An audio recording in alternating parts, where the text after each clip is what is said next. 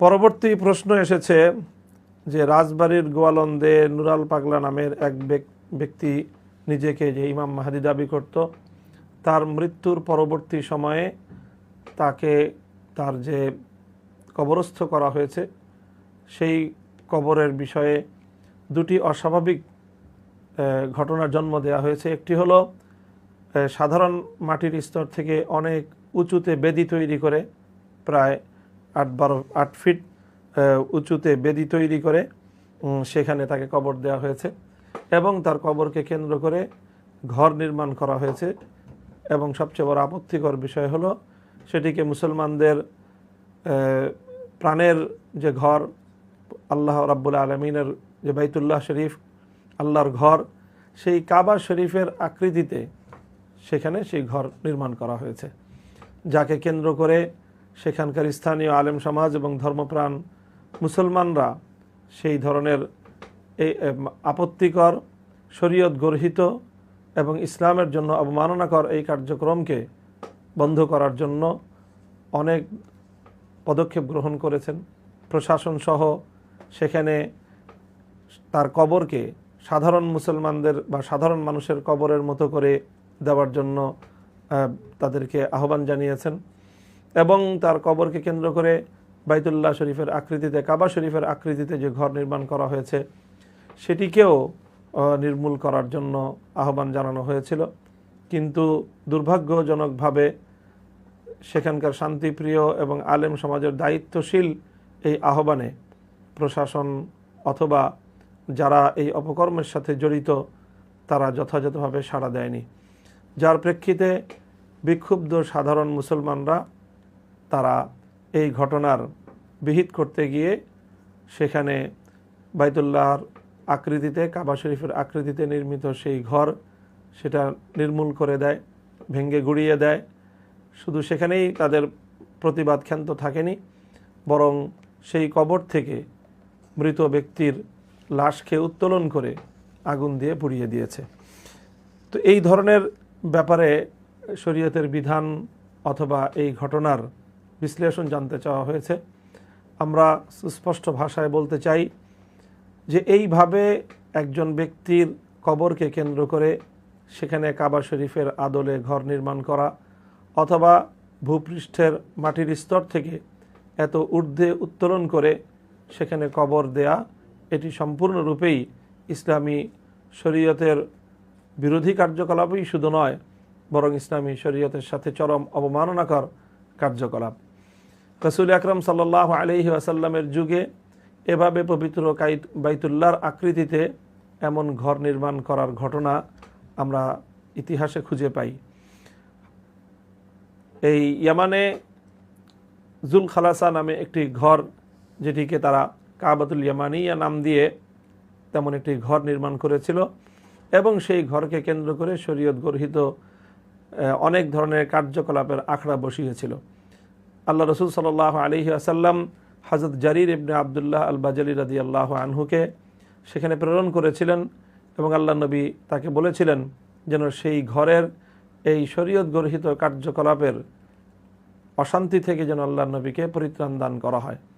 হযরত জারির তার সঙ্গী সাথীদেরকে নিয়ে সেই জুল খালাসা নামক ইয়ামানি কাবার ঘরকে তিনি শুধুমাত্র গুড়িয়ে দিয়েই ক্ষান্ত হননি, বরং তিনি সেই ঘরকে আগুন দিয়ে পুড়িয়ে ছারখার করে দিয়েছিলেন, ভস্মীভূত করে দিয়েছিলেন, যেই ঘটনা আল্লাহ রসুল সাল্লাল্লাহু আলাইহি ওয়াসাল্লামের হৃদয়কে প্রশান্ত করেছিল।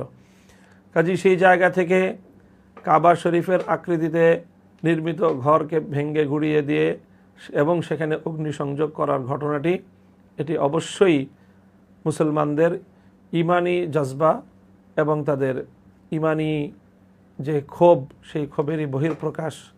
কাজেই সেটাকে নিন্দা জানানোর কোনো বিষয় নয়। তবে একজন নিহত ব্যক্তির লাশকে অগ্নিসংযোগ করার বিষয়টি যখন আসবে, তো সেই বিষয়ে শরীয়তের সাধারণ বিধান হলো, হাদিসের মধ্যে আল্লাহ রসুল সাল্লাল্লাহু আলাইহি ওয়াসাল্লামের বর্ণনা এসেছে যে কোনো কাউকে আগুন দিয়ে পুড়িয়ে শাস্তি দেওয়ার বিধান বা আগুন দিয়ে পুড়িয়ে দেওয়ার বিধান কোনো প্রাণীকে, এটি ইসলামে পরিপূর্ণরূপেই নিষিদ্ধ। একমাত্র আল্লাহ পাক রব্বুল আলামিনই মানুষকে অথবা পাপীদেরকে এবং অপরাধীদেরকে আগুন দিয়ে পুড়িয়ে শাস্তি দেওয়ার অধিকার রাখেন, যেটা তিনি পরকালে জাহান্নামের আগুনে করবেন। এছাড়া কোনো প্রাণী অথবা কোনো মানুষকে আগুনে পুড়িয়ে মারার নিষেধাজ্ঞা রয়েছে হাদিসের মধ্যে সুস্পষ্ট ভাষায়। সেই জায়গা থেকে বলা যায় যে এই ধরনের একজন যে কোনো ব্যক্তিরই মরদেহকে আগুনে পুড়িয়ে দেওয়ার বৈধতা ইসলামী শরীয়তের মধ্যে নেই। তবে এখানে যেই ঘটনা ঘটেছে সেই ঘটনাকে কেন্দ্র করে বাইতুল কাবা শরীফের আকৃতিতে নির্মিত এই যে শরীয়ত গর্হিত কাজের যে আখড়া, সেই আখড়াকে গুড়িয়ে দেওয়া এবং সেই ঘরকে আগুন দিয়ে পুড়িয়ে দেওয়া, এটার মধ্যে তেমন কোনো আপত্তিজনক কিছু নেই।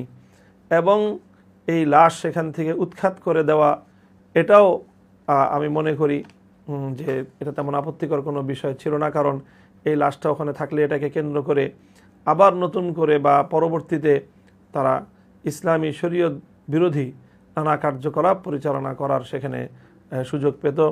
সেই ব্যক্তি ইমাম মাহদি হিসাবে নিজেকে দাবি করে সেও বড় ধরনের অপরাধী হিসেবেই নিজেকে চিহ্নিত করে গিয়েছে।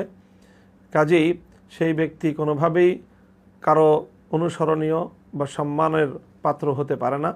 তাকে কেন্দ্র করে যে ঘটনাগুলো ঘটেছে, এক্ষেত্রে আমাদের অনুসন্ধানে সেখানে সেই লোকের নুরাল পাগলার যে আত্মীয় স্বজন এবং তাকে কেন্দ্র করে যে চক্র সেখানে গড়ে উঠেছে, ইসলাম বিরোধী একটি চক্র, যাদের ইতিমধ্যে আমাদের কাছে যে তথ্য এসেছে সেখানে তারা ওই নুরাল পাগলাকে কেন্দ্র করে